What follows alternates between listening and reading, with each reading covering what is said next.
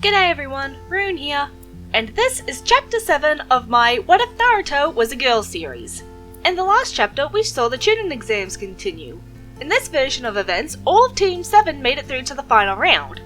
During the training period, before the finals, all of Team 7 went through their own training, though each of them learned something from Haku. This time, Naruto's first meeting with Jiraiya went very differently, with him being introduced to Naruto by Kakashi. Naruto's first meeting with Kyubi also went different, with Naruto talking to Kyubi like a normal person and making a deal with him which was intended to be mutually beneficial. Kyubi supplies her with chakra, she makes sure neither of them get killed.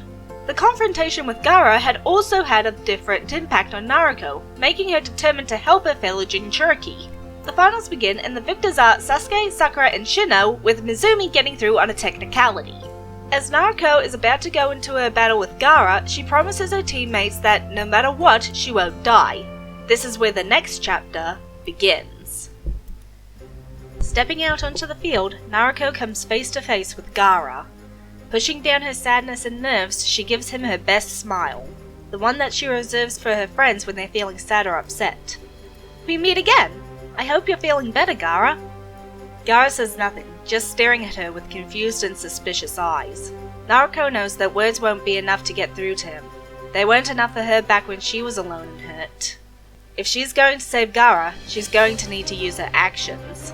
The moment the announcer starts the match, Gaara sends out sand to attack Naruto.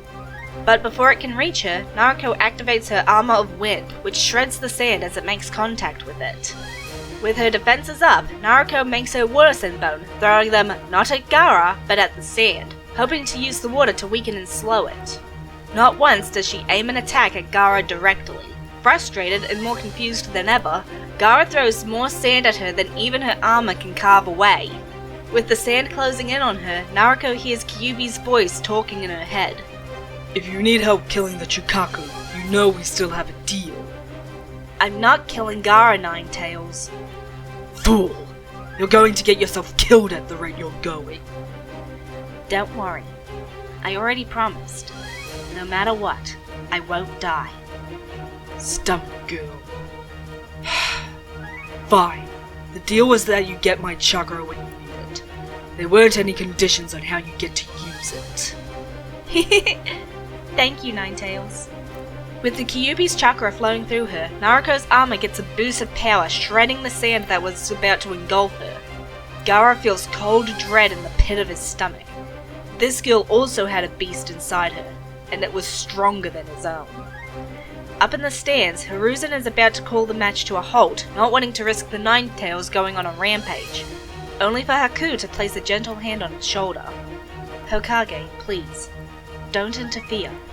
Naruto wants to help that boy, and I believe she can, but only if you don't stop her before she's even started.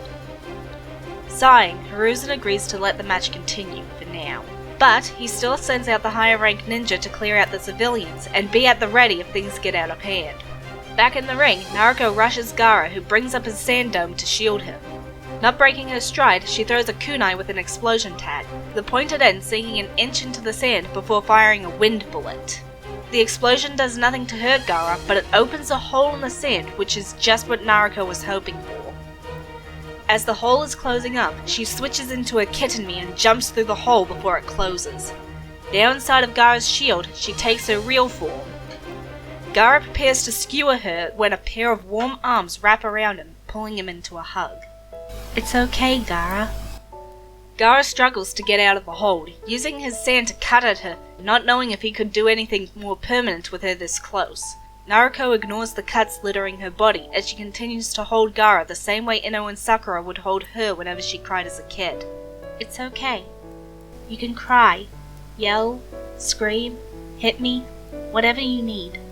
I'm not going anywhere. Slowly, the sand around them stops thrashing. Gaara's arms slowly raise as he returns the embrace, his whole body shaking in silent sobs, though he doesn't shed any tears. Naruto smiles tiredly as she rubs his back comfortingly. In the darkness of the sand dome, where no one else can hear or see, she lets Gaara fall apart in her arms, comforting him like a big sister. Even as her consciousness fades, she still doesn't let go. Outside the dome, the ninja gathered wait with bated breath, unaware of what is happening inside. After several minutes, the sand melts away, revealing Gaara, kneeling on the ground while holding an unconscious Naruto. For a few minutes, there's silence, many thinking that Gaara may have killed the blonde. But as the announcer is about to stammer out a call of Gaara's victory, Gaara raises his head and forfeits the match. While the arena is shocked silent, he picks Naruto up and carries her over to the medical ninja, saying that she passed out from chakra exhaustion.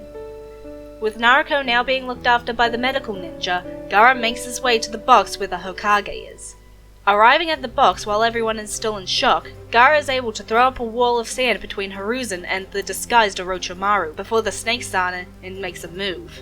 Gaara then tells Hiruzen a watered-down version of the Konoha crush plan, while not taking his eyes off the disguised snake. With his cover now blown, and the crush plan thoroughly down the drain with Gaara switching sides, Orochimaru decided to cut his losses and escape. In the ensuing battle, Gaara is approached by his other teammates who ask him what he's doing. Gaara simply says that this village is that girl's home and he won't allow it to be destroyed.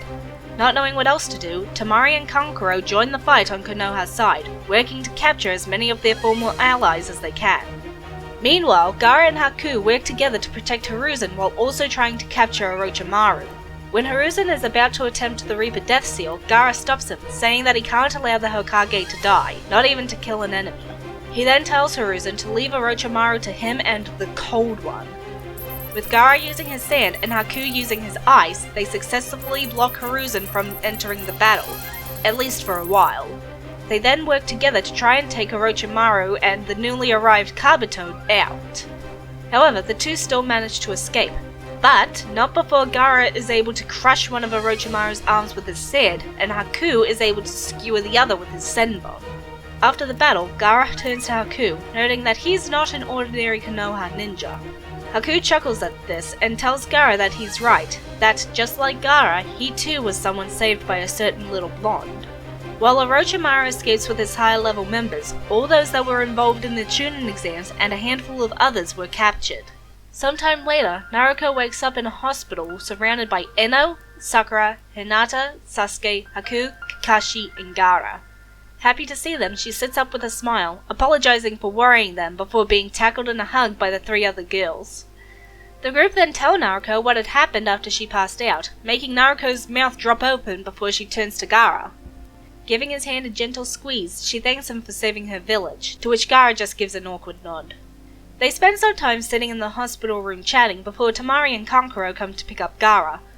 Temari gives Naruto a nod and greeting before telling her that Gaara had forfeited their battle, congratulating her on the win. After the Sand Ninja leave, Kakashi decides he should go talk to the Hokage about what happened and drags Haku with him. They are soon followed by Ino and Hinata, who say that they need to check on their own teammates. Now that the teens of Team 7 are alone, Sakura and Sasuke are able to let loose on Naruto for putting herself in danger the way she had. Naruto defends herself, saying that Gaara was just like she was when she was little. She hated everyone and everything before she met Ino and Sakura. She was lucky. Someone decided to save her. Why didn't Gaara deserve the same? Sighing in defeat, her two teammates let it go, knowing that Naruto did have a point, and if she hadn't helped Gaara, who knew what would have happened to Konoha? There is a quiet lull as everyone takes a moment to gather their thoughts, before Sasuke raises his head. He'd been thinking about this for a while, but Naruto had trusted him with a very big secret when she told him about the Ninetales, and Sakura was always proving her trustworthiness. On top of that, every time they came up against an enemy that seemed insurmountable, they somehow managed to make it by working together. Didn't they deserve to know? Taking a deep breath, he tells his teammates that there's something he needs to tell them. Slowly, Sasuke tells them about Itachi and the massacre of his clan. When he's done, Naruto and Sakura take a hand each and promise that they'll help him. Sasuke chuckles with a shake of his head, musing that things sure have changed since the days that Naruto resented him. Sakura asks what he's talking about, and at the panicked look on Naruto's face, Sasuke gives her an "I'll tell you later" look, before pointing out that Naruto used to pick fights with him all the time at the academy, so he just figured she had some kind of grudge against him. Later, when Naruto has fallen asleep, Sasuke tells Sakura about what happened on the bridge and Naruto's apology. Sakura sighs sadly as she runs her fingers through Naruto's hair. She then explains to Sasuke about the falling out she and Ino had had over their mutual admiration of Sasuke and how they'd essentially abandoned Naruto.